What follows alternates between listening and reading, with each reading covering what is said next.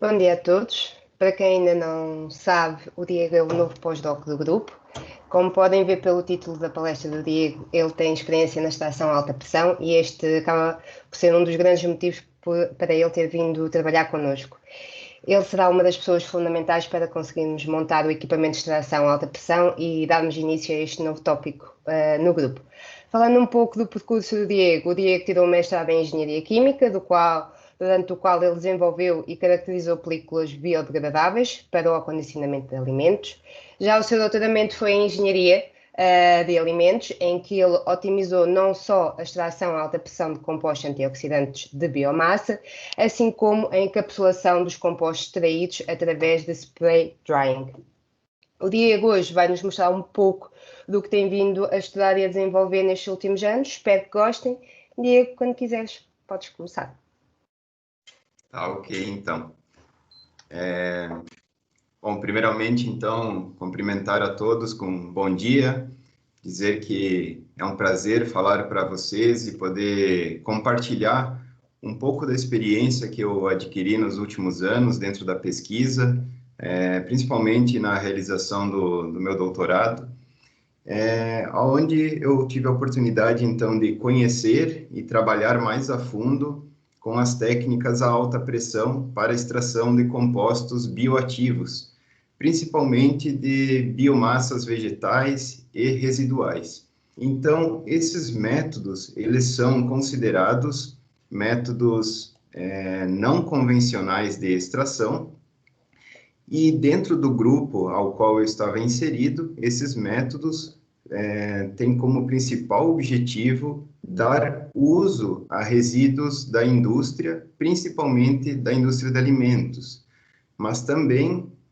oportunizar trabalhos com matérias-primas subestimadas ou subvalorizadas, como é o caso da sida rombifolha, que no Brasil tem nome popular guanchuma, e foi, então, alvo da minha pesquisa, trazendo de forma, como um dos primeiros trabalhos, a integração de processos desses métodos a alta pressão para a recuperação de compostos com característica antioxidante. Bom, a Ana já fez um apanhado da minha trajetória. Eu sou engenheiro de alimentos, né? E dentro do LATESC, que é o Laboratório de Termodinâmica e Tecnologia Supercrítica, é que eu realizei o doutorado. Esse laboratório, ele conta com 5 diferentes linhas de pesquisa, e eu estive inserido na linha de pesquisa de extração de produtos naturais, principalmente a extração supercrítica, e aí, com o passar do tempo, né, ao longo desse período de doutoramento, foram construídos os equipamentos de extração com líquido pressurizado e com água subcrítica. Então, técnicas a alta pressão para produtos naturais. Mas todas as linhas de pesquisa que são trabalhadas dentro do grupo, do LATESC, elas têm como objetivo comum trabalhar aspectos da sustentabilidade, seja para a obtenção de produtos ou de processos que vão e podem ser aplicados na indústria. Então, um questionamento que a gente tem de forma constante é como melhorar esses aspectos de sustentabilidade, fazendo para isso o uso das técnicas que nós temos no laboratório. Então, principalmente as técnicas verdes, né, as Green Technologies, e quais as possibilidades que nós temos com essas técnicas para melhorar aspectos de sustentabilidade, seja em produto ou processos. Então, nós temos duas diferentes vertentes, duas linhas de trabalho dentro do laboratório, que a gente traz para os nossos trabalhos isso, que são as extrações ditas convencionais, então trabalhos com maceração, infusão, decocção e Soxhlet, que são utilizadas de forma comparativa aos métodos não convencionais, aqueles que nós estamos propondo e fazendo maiores esforços de pesquisas para mostrar as suas vantagens se comparado às técnicas convencionais, que já são extensivamente utilizadas na indústria. E aí a gente cita, então, a extração supercrítica, a extração com líquido pressurizado, a água subcrítica e também micro-ondas e ultrassom. Bom, nas pesquisas que têm sido realizadas dentro dessa linha de pesquisa, a obtenção de compostos bioativos de fontes naturais ou renováveis corresponde à grande maioria das teses realizadas hoje, né? E elas envolvem processos de extração, basicamente, e o trabalho que eu venho apresentar agora é um dos pioneiros na integração desses métodos de extração, trazendo conceitos da biorefinaria para obtenção de um número maior de produtos e também de maior rendimento, mas não esquecendo da viabilidade de aplicação em indústrias, né? Então, de ampliar esses processos de extração, essas tecnologias, para que elas sejam aplicadas na indústria. Isso de forma direta, sendo o processo, ou o resultado desse processo de extração sendo aplicado, por exemplo, por meio de uma microencapsulação dos extratos, através do spray drying, né, que foi uma parte do estudo que eu fiz, mas também outras possibilidades que podem ser feitas também a alta pressão, como, por exemplo, a técnica de SAS, a SIDS, que são técnicas de proteção dos extratos, só que em meio à alta pressão. Bom, falando um pouquinho mais a fundo dessas técnicas não convencionais, as vantagens que são atribuídas a elas em relação às técnicas convencionais é que estas são muito mais rápidas e mais eficientes no que diz respeito ao quê? A seletividade e a rendimento. E quando a gente fala de seletividade, nós estamos falando de forma mais direta a extração supercrítica, onde a gente consegue controlar os parâmetros de processo para a obtenção de compostos específicos, compostos alvos, e já para a obtenção de maiores porções de rendimento, também dividido em duas vertentes, aquela da alta pressão, então com líquido pressurizado ou a água subcrítica, e com o uso de energia localizada, que seria então o micro-ondas e ultrassom. No entanto, todas essas técnicas, elas têm como ponto comum aspectos de melhoria da solubilidade do soluto no solvente, né? Esses parâmetros que eles são possíveis de serem manipulados, eles vão permitir uma melhor solubilidade no processo, acelerando as cinéticas de desorção, então, por facilitar a recuperação de compostos de uma matriz vegetal, né? Essa é a grande vantagem atribuída. Falando mais dos parâmetros que exercem influência nessas técnicas, é bem sabido que a temperatura é a principal delas. Então, de todas essas técnicas, a elevação de temperatura ela corresponde por aumentos de rendimento. Dentre essas técnicas, a variação de temperatura de 30 a 200 graus Celsius é o operacional hoje, mas estudos mais recentes já rompem essa barreira dos 200 graus Celsius, como, por exemplo, a técnica de água subcrítica, que é o equipamento que a gente pretende irá montar aqui no grupo. E esse aumento de temperatura, ele tem influência direta também no aumento das taxas de transferência de massa e transferência de energia. E dessa forma, melhora-se, aumenta-se a habilidade dos solventes em solubilizar os solutos da matriz vegetal, através das taxas de difusão, de rupturas das paredes e das membranas celulares, facilitando o acesso do solvente a porções mais internas dessa amostra, facilitando, então, a recuperação dos compostos. Isso muito dependente da densidade e viscosidade do solvente que vai ser utilizado. Aí eu volto a falar da extração supercrítica, onde, manipulando os parâmetros de pressão e temperatura, a gente consegue diferentes densidades de solvente. E essas diferentes densidades vão corresponder à seletividade de compostos específicos numa matriz vegetal. Então, a gente consegue, e é por isso que essa técnica tem alta seletividade, porque a gente consegue manipular a densidade do solvente que vai estar sendo empregado no processo de extração.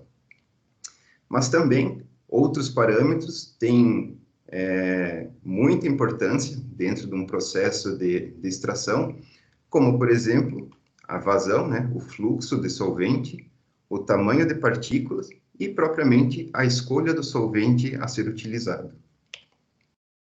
Bom, falando um pouquinho de fluxo, então, né, da vazão de solvente, também é sabido que o aumento do fluxo, ele é benéfico, com aumento de rendimento no processo de extração. Esse aumento de fluxo também é benéfico, pois ele minimiza possíveis reações físico-químicas, como, por exemplo, uma degradação, a exemplo de técnicas convencionais, onde se tem um grande tempo de extração, pode vir a ocorrer alguma perda, né, uma degradação de componentes, e em função da alta vazão, isso já não ocorre nesses processos. Também é válido lembrar que pode ser empregado o método estático ou dinâmico nesses processos a alta pressão, sendo que o estático ele necessita de uma otimização prévia, entender a quantidade de massa de amostra que eu vou utilizar, a quantidade de solvente, quanto tempo que eu vou deixar a amostra e solvente em contato. E já o dinâmico, ele tem como vantagem, principalmente, a renovação de solvente passando por uma mesma massa de amostra. Então, corresponde a maiores rendimentos, e maiores rendimentos relacionados também a um maior número de compostos recuperados. O dimensionamento de partícula, também ele é um ponto já bastante conhecido, né? Que quanto menor as partículas, maior a área exposta, então, consequentemente, a gente tem um maior rendimento de processo. No entanto, vale ressaltar que para processos a alta pressão, esse é um critério de extrema importância, como, por exemplo, se nós tivermos uma redução muito grande do tamanho de partículas, pode acontecer no leito de extração, como ilustra essa imagem, que ao se utilizar uma matéria-prima vegetal, como, por exemplo, folhas, e utilizar como solvente a água ou a mistura de etanol, água ou algum outro solvente com água, e essa matéria-prima ela tem como característica o entumecimento ou inchamento, a retenção dessa água, pode acontecer de que ela enche tanto que vai bloquear o leito, impedindo o fluxo de solvente e dando por fim o processo. Alguns artifícios podem ser utilizados, né, para minimizar ou até prevenir que ocorra isso, como, por exemplo, aqui, a figura representa a dispersão de pérolas de vidro, que é um meio inerte, que auxilia na passagem do solvente, mas sem criar caminhos preferenciais. fazendo com que toda a matéria-prima seja exposta ao solvente e propiciando uma boa extração. Mas vale ressaltar, então, né, que o estudo prévio do dimensionamento de partícula, ele é extremamente importante para o bom andamento da extração, evitar esse bloqueio do leito. Por último, mas não menos importante, então, a escolha do solvente a ser utilizado é muito importante. Pensar na seletividade, nos compostos-alvo, o que a gente está querendo obter desse processo de extração, solventes com alto poder de solvatação, vale também aquela regra já bastante conhecida, que semelhante dissolve semelhante. Então, em função de cada processo, nós temos uma característica de polaridade de produto obtido. Então, a escolha do solvente vem de encontro ao resultado do processo. Como nós utilizamos técnicas que são direcionadas ao menor impacto ambiental, né, as Green Technologies, faz-se o uso, então, de solventes reconhecidos como seguros, né, os solventes GRAS. E, nesse caso, lista-se, então, o etanol, a água e a mistura desses que foram utilizados nas técnicas que serão explicadas a seguir. Bom, a alta pressão, então, as técnicas a alta pressão, elas têm sido técnicas bastante atrativas, principalmente pela recuperação de frações muito ricas em compostos bioativos, né, compostos de interesse industrial. E como obter, num processo a alta pressão, maiores rendimentos e maiores frações de componentes? Então, a gente traz os conceitos da biorefinaria, abordar esses conceitos que até então nós encontramos muita coisa na literatura sobre conversão de biomassa em energia. Então, nós trazemos para a nossa área esses conceitos para a conversão em coprodutos, né? E a extração supercrítica, ela tem sido bastante atrativa para a recuperação de compostos bioativos, pois o processo, o mecanismo da extração supercrítica, ele é benéfico ao processo da integração de processos, aliás, que é o resultado do que a gente traz da biorefinaria. Então, utilizar a extração supercrítica como uma primeira etapa tem demonstrado ser muito vantajoso para as etapas seguintes. Acaba atuando como um pré-tratamento da matéria-prima para as etapas seguintes. E isso a gente consegue ver a seguir quando a gente coloca a extração supercrítica como a primeira etapa num processo integrado. Essa que tem como característica a obtenção de compostos principalmente apolares. Então, a gente tem aqui a geração de um primeiro produto. Essa biomassa residual desse processo passa para o processo de extração com líquido pressurizado, onde a gente já utiliza solventes com uma média polaridade. O resíduo desse processo passa, então, para uma nova técnica, onde são empregados os solventes de maior polaridade. Então, é possível observar que a gente faz uma escala crescente de polaridade, sendo que um processo atua como pré-tratamento para o próximo. E isso faz com que, ao longo dessa cadeia, a gente tenha um aumento de rendimento.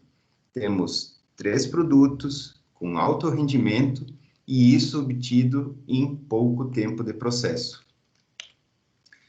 E como que a gente traz, então, esses conceitos, né, toda essa parte teórica, para a prática? O que nós fizemos? E é, então, que eu lhes apresento a matéria-prima que foi alvo do meu estudo, que é a guanchuma, a sida rombifolha. Ela que é uma planta abundante no mundo todo, como vocês podem observar. Essa é a foto da planta, e essa foto representa o local da onde foram feitas as coletas para a pesquisa que eu realizei. Essa foto é de Florianópolis, em Santa Catarina. Vocês podem observar aqui a planta. Ela está às margens de uma rodovia. Isso representa que essa planta ela é pouco exigente em questão de clima e de solo. Ela é, então, ela é de fácil adaptação, né? E isso faz com que ela se prolifere muito, ela se espalhe muito. E no Brasil, que é um país essencialmente agrícola, com grandes extensões de terra e plantações, acaba por esta ser uma planta dita erva daninha, ou uma planta invasora, pois ela acaba prejudicando em processos de colheita mecanizada, ela acaba por prejudicar esse processo, pois ela tem um sistema radicular nas raízes muito grandes. Então, há muita dificuldade em retirá-la do solo. Então, faz com que a tendência de tentar eliminá-la, né, pois é considerada uma erva daninha, está prejudicando a produção. No entanto, há alguns relatos que esta planta e outras espécies do gênero Sida são consideradas como ervas de uso medicinal, já relatado por povos indianos, chineses, americanos e africanos, de onde é a origem dessa planta. E como que nós ficamos sabendo dessa planta? Foi através do chimarrão, que é uma bebida tradicional no sul do país, no sul do Brasil, muito consumida, onde se utiliza a Ilexis paraguaiensis, a erva mate, e os relatos que nós observamos é que a guanchuma, né, a sida rombifolha, é incorporada nessa bebida, que é basicamente um chá. E assim obtém-se, então, os benefícios da erva mate e também da guanchuma, da sida rombifolha, ao consumo dessa bebida. Isso nos despertou interesse para tentar identificar se aquele conhecimento de senso comum realmente tinha base científica, né? Então, avaliar essa planta quanto à sua composição, através desses métodos de extração. Então, os objetivos da tese que eu desenvolvi foi avaliar a extração convencional de Soxhlet e ultrassom, avaliando rendimento global. Num segundo momento, realizar a extração supercrítica com CO2 e CO2 mais um cosolvente, que foi o etanol, avaliando a melhor condição com base em rendimento. Da mesma forma, feito para a líquido pressurizado, e depois a integração de processos para entender a vantagem em questão de rendimento quando comparado aos processos isolados. Ao final, todos os extratos foram caracterizados quanto à composição de fenólicos totais, de flavonoides e as atividades antioxidantes através dos radicais DPPH e ABTS, também realizada uma análise cromatográfica para a identificação dos compostos obtidos nessas diferentes técnicas de extração. Então, aqui é o resultado do primeiro estudo, já publicado na Supercritical Fluids, traz o estudo da integração de processos, e essa figura representa o resumo do estudo. Então, aonde a gente tem a matéria-prima que foi exposta a uma extração supercrítica, com 300 bar de pressão, 30 megapascal, e ao final do processo de pressurização e extração, foram avaliados duas taxas diferentes de despressurização. Então, baixar de 30 megapascal até a pressão ambiente, avaliando duas taxas de fluxo diferentes. Uma bastante baixa, de 0,2 kg de CO2 por hora, e uma muito alta, de 2 kg de CO2 por hora. Avaliar qual que foi a influência dessas diferentes taxas de despressurização na segunda etapa, num processo integrado, que foi PLE. Então, avaliando o rendimento, avaliando a composição desse extrato obtido. Utilizamos o SOX e o ultrassom como métodos para comparar, né, efeito de comparação. E aí, então, eu trago para vocês mais a fundo o processo de extração supercrítica. Esse é o equipamento que foi utilizado, é também o equipamento homemade. A extração supercrítica, que tem como característica a recuperação de compostos apolares. A extração recebe esse nome, supercrítica, porque a gente consegue manipular o solvente CO2 acima do seu ponto crítico de pressão e temperatura crítica. Então, no caso do CO2, temperaturas acima de 31 graus Celsius e acima de 74 bar, a gente está com o fluido numa condição supercrítica. Também pode ser usado o cosolvente, né, como foi o caso, que no caso o etanol é um solvente verde de baixo custo. E essa técnica tem como característica a extração sendo dividida em 3 diferentes etapas, que é a etapa crescente, decrescente e difusional. E aqui nessa representação nós conseguimos verificar as diferenças em volume de recuperação de compostos ao longo do tempo, sendo a crescente a de maior rendimento, aqui recuperação daquele soluto mais disponível na biomassa, na matriz vegetal, muito em função da preparação da matéria-prima, através dos processos de moagem, já essa exposição, e nas 2 últimas etapas, propriamente a função da pressão atuando, fazendo com que os compostos mais intrínsecos à matéria-prima ela seja recuperada. E esse já é a figura da cinética que nós realizamos para a Cida rombifolha, e nós conseguimos observar bem delimitado as 3 fases, as 3 regiões, conforme conceitualmente se tem na técnica. Esse estudo ele é importante, pois a partir dele a gente consegue delimitar o tempo de processo. Nesse caso foi de 2 horas, contemplando as 3 etapas. Quanto ao líquido pressurizado,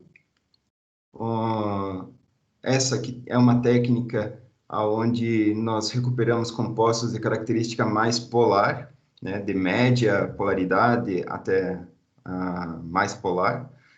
Aqui é a figura do equipamento, também o equipamento homemade. Essa técnica, a gente utiliza nela sempre 100 bar de pressão, porque já foram feitos inúmeros estudos e foi visto que alterar essa pressão não exerce influência para o processo, mas sim ter essa pressão exerce influência. Utilizando solventes água, etanol e a mistura de etanol-água.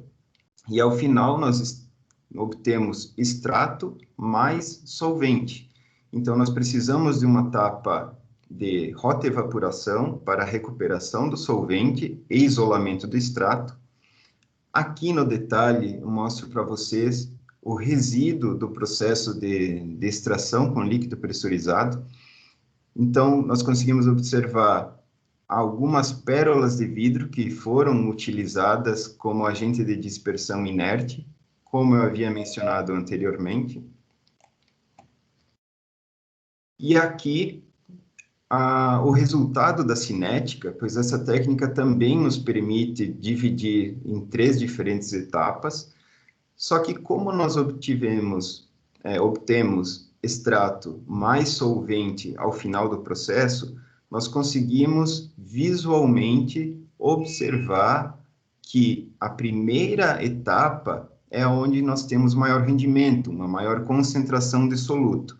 E ao longo do tempo, né, nesse estudo cinético, nós vemos que a diminuição da recuperação de compostos da matriz. Então, eu vou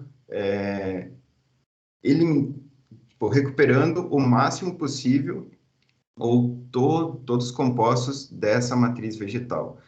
E também faço, então, o gráfico aqui da cinética para determinação do tempo, que no caso do PLE, para esse estudo, foi de uma hora, 60 minutos. E a maior temperatura estudada, de 80 graus Celsius, foi a que retornou com maior rendimento. Após a realização dessas duas técnicas isoladas, foi feita, então, a retirada do resíduo da extração supercrítica e aplicação em líquido pressurizado. Então, esse é o processo integrado. Como resultados desse processo de integração no conceito de biorefinaria, avaliando as duas diferentes taxas de despressurização, nós obtemos que a maior taxa, né, quando nós colocamos uma despressurização bastante rápida, nós obtivemos um maior rendimento.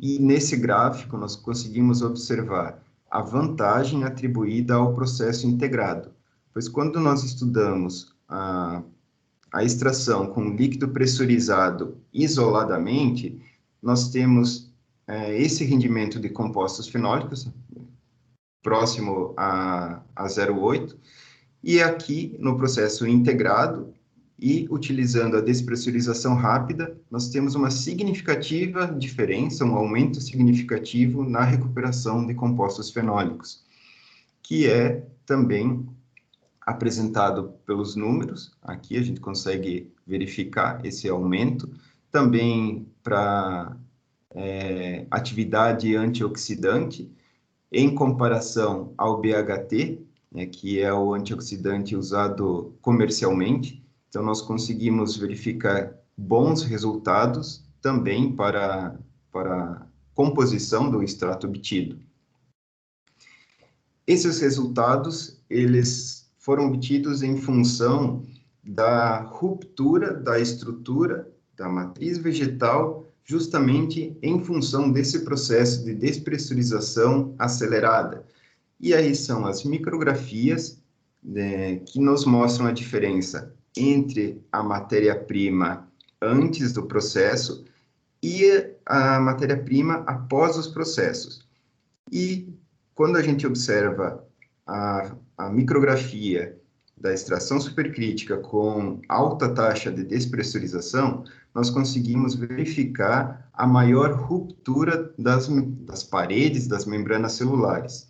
Isso se deve ao processo de extração supercrítica, que o processo, no início desse processo, a pressão atua por propiciar que o CO2 seja inserido dentro da matriz vegetal, né, para conseguir recuperar aqueles compostos mais internos, e ao final do processo, quando a gente tem uma alta taxa de despressurização, esse CO2, ele tem a tendência de sair, né, da matriz vegetal, e como nós colocamos uma despressurização bastante alta, essa saída acaba por ocorrer pequenas explosões, então abrindo a matriz vegetal, e dessa forma facilitando que na segunda etapa seja mais fácil do solvente acessar essas regiões da matriz vegetal, aumentando assim o rendimento.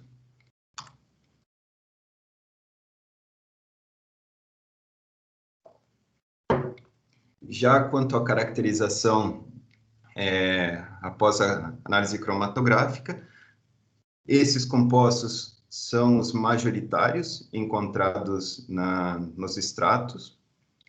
foi possível identificar 21 compostos que até então não haviam sido relatados na literatura para essa matéria-prima, e destes, a grande maioria é de característica polar, então atribuída à segunda etapa no processo de extração, que é com líquido pressurizado.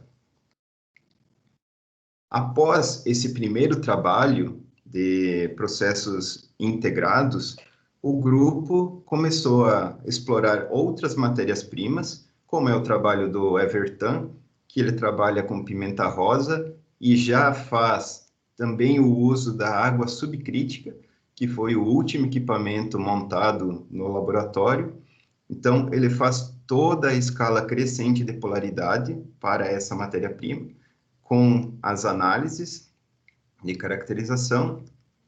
Também o trabalho do Guilherme, que ele trabalha com resíduo da indústria de amendoim, então é um resíduo bastante rico ainda em compostos de característica apolar, né, muito óleo do amendoim, e também está realizando o processo de avaliação de compostos antioxidantes obtidos desse resíduo, principalmente da casca do amendoim.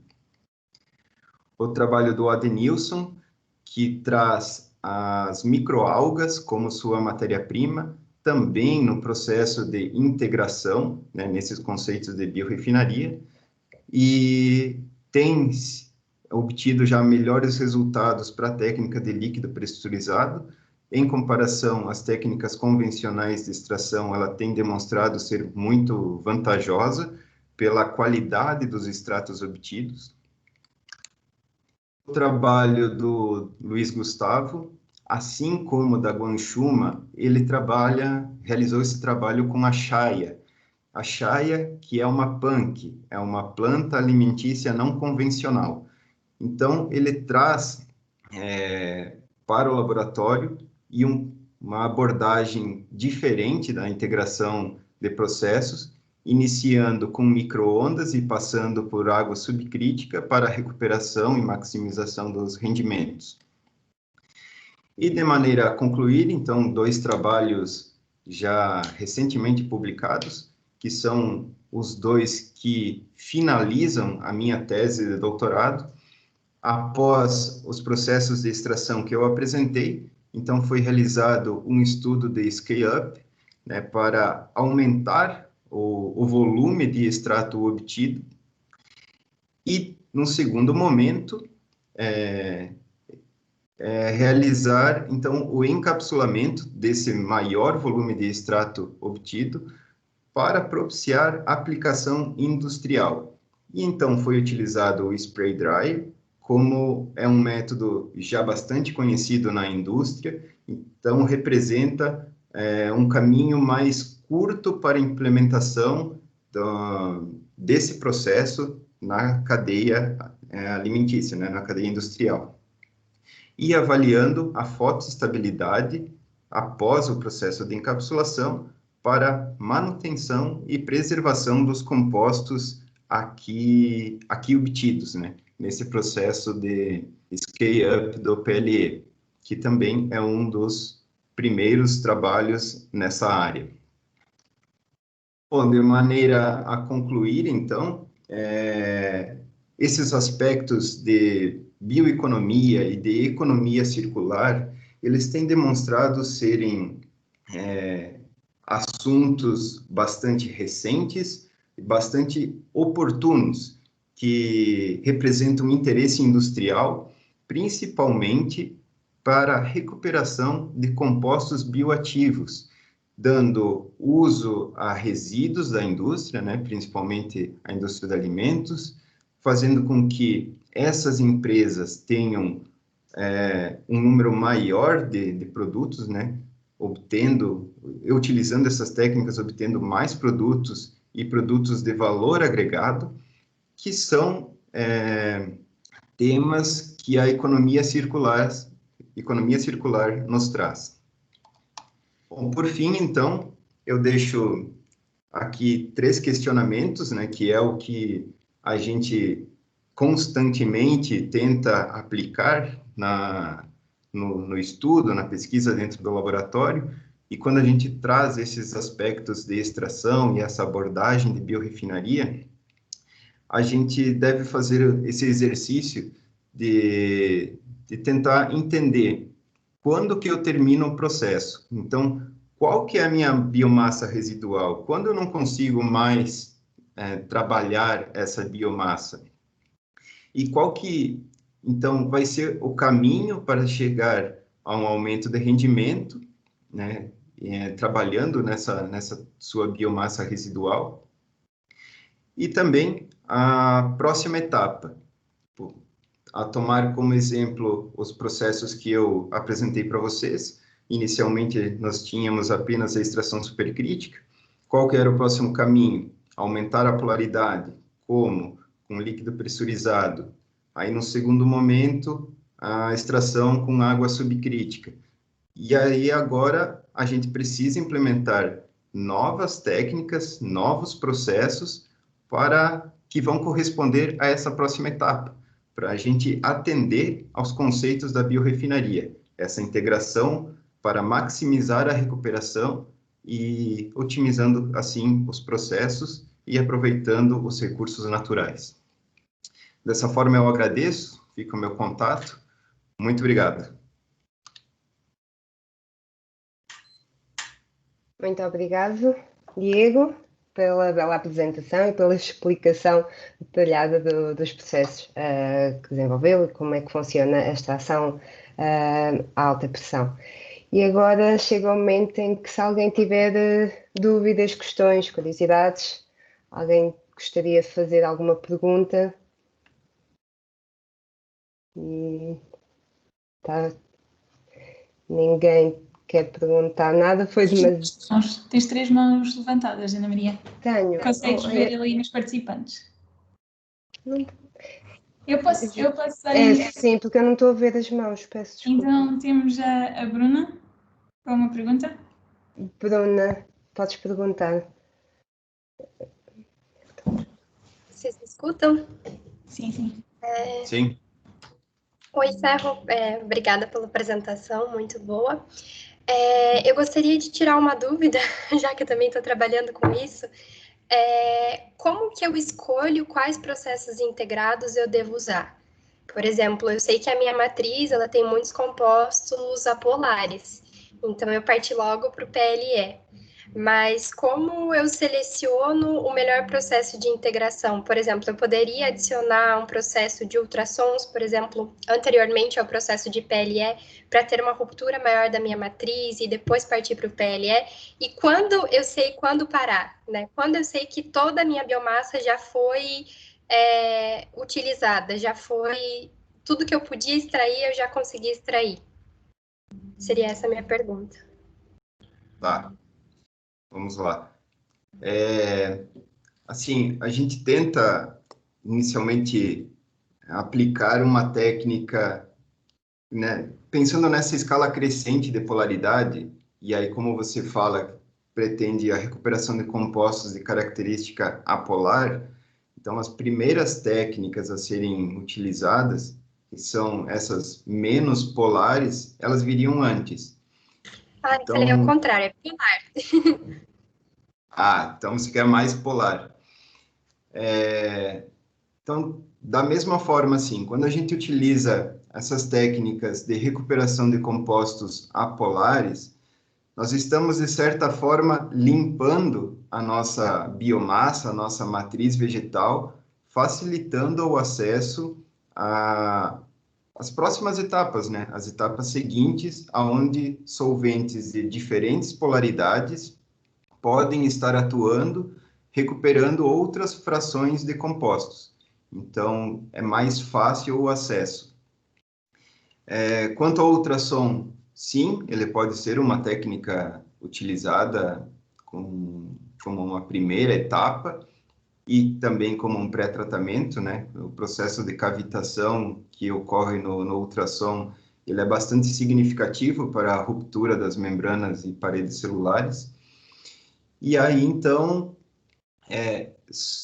Só no nosso caso não foi feito porque com o ultrassom eu estaria utilizando o hexano, por exemplo, como solvente. E não era o objetivo utilizar esses solventes. Então veio a técnica alta pressão como uma alternativa a estes, né? A gente pode realizar como um comparativo, no entanto, priorizamos as técnicas à alta pressão. Mas por que o hexano? Mas por que o hexano no ultrassons? Pela característica do solvente, né? Por conseguir recuperar, extrair mais os compostos apolares. E é isso que eu falo. Então, eu tiraria primeiro essa porção de compostos de característica apolar, facilitando, então, o acesso para a próxima etapa, né? Solventes de polaridade mais altas, com constantes dielétricas diferentes. Então, a gente consegue maximizar rendimento, e quando eu falo maximizar rendimento, também falo diversidade de compostos ao longo da cadeia de extração. E aí a gente tenta, ou pode vir a fazer, por exemplo, com um balanço de massa, para ter uma ideia de se eu ainda tenho o que extrair ou não, né, ao longo dessa cadeia. Então, por isso esse questionamento, né? Quando parar?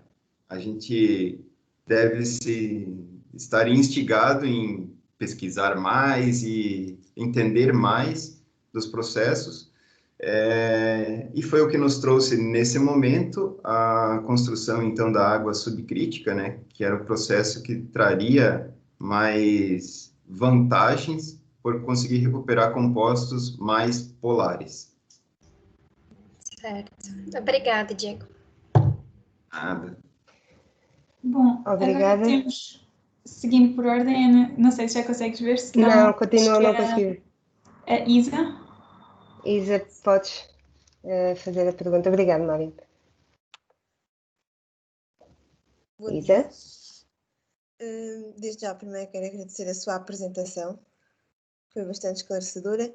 E agora, não é bem uma dúvida, mas sim uma curiosidade. E a minha curiosidade será se este método de extração também poderá ser aplicado, em vez de biomassa, em plástico para a extração de alguns aditivos.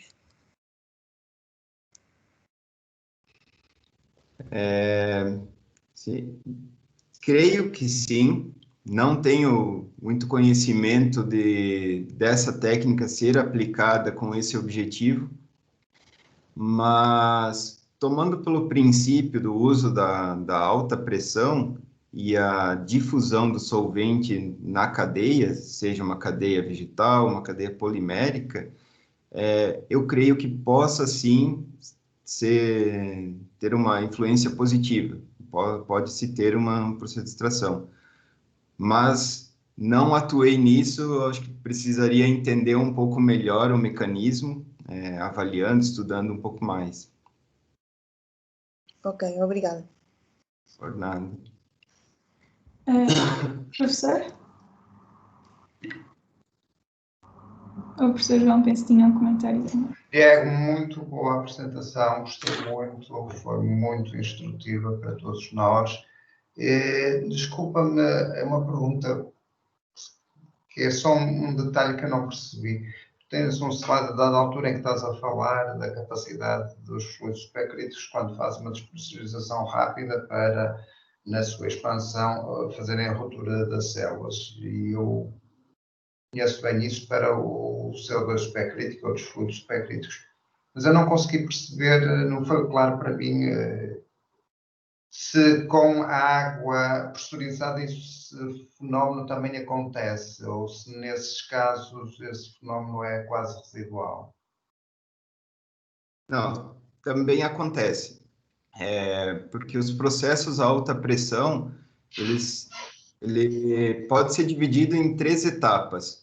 Então, a etapa de pressurização, onde propriamente a matéria-prima vai ser inundada por esse solvente que vai estar entrando por conta da pressão. Num segundo momento, então, a difusão desse solvente pela matriz vegetal ou pela matriz que estará sendo exposta. E no terceiro momento, então, o arraste dos compostos ali presentes, do soluto, no processo de despressurização. Então, sim, na água subcrítica a gente tem esse processo também. Eu só não mencionei, pois estávamos falando da extração supercrítica, mas vai acontecer essa... A expansão da água pressurizada não é muito pequena, ao contrário do CO2, não é? Que a expansão é muito grande e, portanto, a ruptura acontece facilmente. A variação do volume da água pressurizada é muito pequenina, imaginava eu. Vocês têm evidência desse tipo de expansão e de ruptura solar a acontecer com água supercrítica, não supercrítica, água subcrítica? Subcrítica. Nós estamos agora, no momento anterior à minha chegada aqui, nós estávamos realizando justamente esse estudo, né? Até então, não havíamos feito, esses colegas que estão trabalhando também estão no primeiro trabalho com a água subcrítica, e a gente está avaliando isso. Sim, eu concordo que é uma expansão menor se comparado àquela com o CO2, mas por a gente ter uma matéria-prima já fragilizada, uma biomassa já fragilizada, esse aumento da água também vai ocasionar uma ruptura. Obrigado. Será uma coisa interessante de ver usando microscopia, depois de fazer as extrações. Nós podemos fazer isso aqui, ir acompanhando as nossas extrações para ver o grau de ruptura solar. Bom, uma coisa a considerar nos vossos trabalhos. Obrigado. Por nada. Obrigada. Agora temos o Nicola. Hi, Diego. Thank you for your presentation. I have, I guess more of a small curiosity is you use a lot of organic solvents and water. I was wondering if the same equipment can be used, for example, with subcritical water, but with some degree of acidity. So what is the resistance or towards corrosivity, for example, of water with 1 mole agassale? Mariam, se calhar é melhor ajudares. Can you try to repeat the words? Yeah, so I know that, for example, some metal leaching has been done using supercritical CO2 with nitric acid as co-solvent, as additional solvent. I was wondering if the equipment you're building here can also tolerate such harsh acidic conditions, or do you need special materials or so on? Percebeste, Diego? Mais ou menos. Mais ou menos. Se puder me ajudar na pergunta. O Nick está a referir a... Um sistema acídico. Exatamente. Porque o Nick trabalha com metais e precisa de sistemas ácidos, significativamente ácidos, para fazer as separações. E o que ele está a perguntar é se, ao usar a água subcrítica, se achas que é possível usar, mas considerando pHs baixos, porque ele, por exemplo, precisa de adicionar alguns ácidos, nomeadamente o nítrico. Sim. É nítrico, não é? Sim, é possível. Justamente esse último estudo que eu citei agora para o professor João, nós utilizamos a água acidificada com ácido cítrico e outros também, justamente com esse objetivo. Então, é possível, sim. Ok. Perfect. Thank you very much. Ok. Ainda temos mais 2 perguntas. Temos a Ana Valente.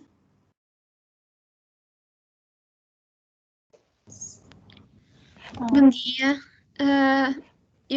Desde já, eu não estou a par destas. Eu gostei muito.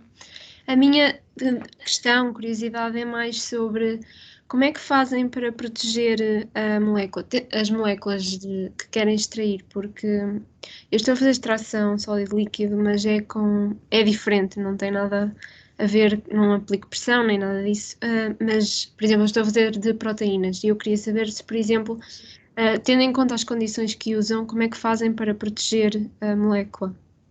Sim, as moléculas que querem extrair.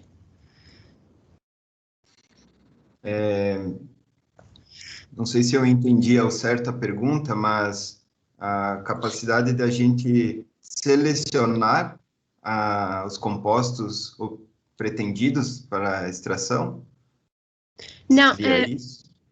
não, era como é que fazemos para obter no final uma molécula que tenha ainda alguma atividade, seja atividade biológica ou outra coisa qualquer, não sei.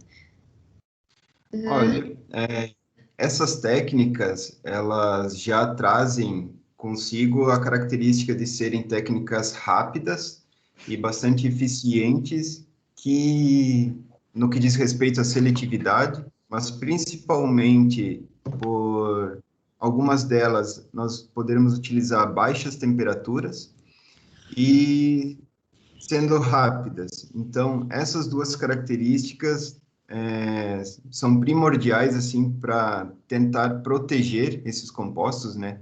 E a gente ter efetivamente a bioatividade deles ainda garantida, né? Fizemos testes e ensaios para garantir isso e podemos observar que sim, ainda se tem uma alta atividade desses compostos, muito em função da técnica.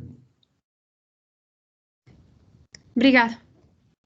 Por nada. Bom, Diego, estás a ser muito popular, foi uma ótima apresentação. Ainda temos só mais 2 perguntas, para já, pelo menos, tentando seguir a ordem. Acho que a Jordana tinha um comentário para fazer, entretanto. Isso. Tudo bem? Lá, agora sim. Vou explorar muito as perguntas, mas é só questão de dúvidas mesmo, e depois posso até conversar contigo, que já estamos estendendo o tempo. Mas eu queria uma visão sobre você, assim, até explorar um pouco mais do seu conhecimento, e até sendo um pouco futurista. Me digam, assim, quais solventes você acredita que tem, claro, que tem esse potencial green e que possa ser aplicado facilmente nesse processo, ou que possa se comportar desses processos integrados que você tem trabalhado? Bom, desses que a gente utiliza, né, a gente sempre prioriza utilizar os solventes GRAS, né, esses reconhecidos como seguros, dentre eles os de menor custo envolvido, e no segundo momento, então, e pensando em futuro, são os solventes eutéticos, né? Então, ali os DES, os NADs, que eles têm entrado nesses processos, principalmente na água subcrítica, e que têm demonstrado serem bastante vantajosos, né, para esses processos. Obrigada, Diego. Parabéns aí pela apresentação. Obrigado. Bom, por fim, temos então a Sónia. Passo a palavra. Obrigada pela apresentação. Eu tenho uma pergunta muito rápida, na realidade é mais uma curiosidade e é uma curiosidade interesseira. O que eu queria saber é se, em termos de água subcrítica, se já fizeste ou se tens alguns resultados ou indicações de se funciona em termos de extração de compostos de microalgas e nomeadamente de compostos mais hidrofóbicos, como alguns dos carboidratos ou mesmo lípidos. Sim. Bom, justamente eu apresentei o trabalho do Adenilson, né, que ele está iniciando a tese dele com as microalgas. Ele chegou na etapa em que o líquido pressurizado demonstrou ser bastante vantajoso, e a gente tem expectativa que a água subcrítica também ele tenha bons resultados, porque ela nada mais é também um líquido pressurizado, só que com temperaturas bastante elevadas. também me recordo de outros trabalhos que a gente veio desenvolvendo nos últimos anos, em que esse processo ele representa ser uma vantagem na obtenção de açúcares e carboidratos, né? Dependendo da amostra e das condições dos parâmetros que a gente estipula nesse processo, sim, nós conseguimos uma seletividade bastante grande de açúcares e carboidratos, né? Já agora, só para eu me situar, tu chegaste a Aveiro, a Portugal, é isso? Sim. Ok, ótimo. Obrigada. Por nada. A Ana Maria devia ter começado por aí, explicando que o Diego se juntou ao grupo recentemente, há um par de semanas, e, portanto, está connosco e estará connosco durante todo o próximo ano, envolvido no desenvolvimento de um equipamento de extração para alta pressão, de forma a nós podermos explorar mais estas possibilidades. Visto que viram aqui hoje, tudo correndo bem, dentro de um par de meses, tal como vocês sabem, montar um equipamento nem sempre é fácil, é sempre mais fácil comprar um equipamento.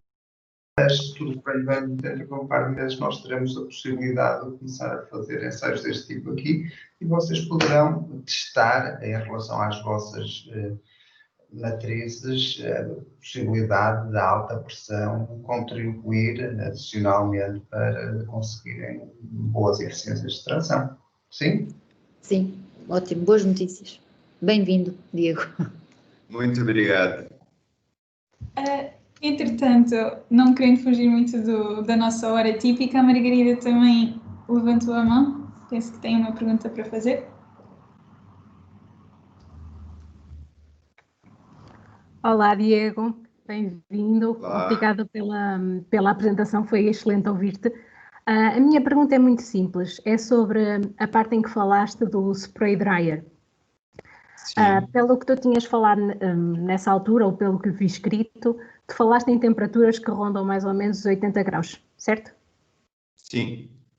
Ok, a minha pergunta é, para compostos onde a temperatura possa causar alguma degradação, há alguma alternativa que possa ser usada nesse sentido, usando temperaturas mais baixas, por exemplo? Ou há a possibilidade de reduzir a temperatura nesse tipo de equipamentos? Sim, sim. A gente pode manipular outros parâmetros, né, como, por exemplo, a pressão, para alcançar as mesmas taxas de constante dielétrica e de difusão do solvente e avaliar se isso é efetivo, conforme a temperatura. Pela experiência que eu tenho, é possível alcançar valores bastante satisfatórios, próximos, e com a preservação dos compostos. Sim. E achas que tens alguma ideia mais ou menos até que temperaturas é que conseguiríamos baixar? Será que conseguíamos andar à volta dos 30 graus, por exemplo? Ou já era demasiado? Sim, a temperatura mais baixa que eu trabalhei foi 35 graus Celsius. Conseguimos operar. Okay. Menor que isso, a gente até consegue fazendo a climatização do ambiente. Então, baixando a temperatura ambiente, eu consigo, para manter estável a temperatura de processo, né? Também posso conseguir. Ok, era isso. Muito obrigada. Por nada. Não havendo mais nenhuma pergunta, passo a palavra então à Ana. Pronto, muito obrigada a todos. Muito obrigada, Diego, pela ótima apresentação e até à próxima palestra. Tenham todos um bom dia. Obrigado. Tchau, tchau.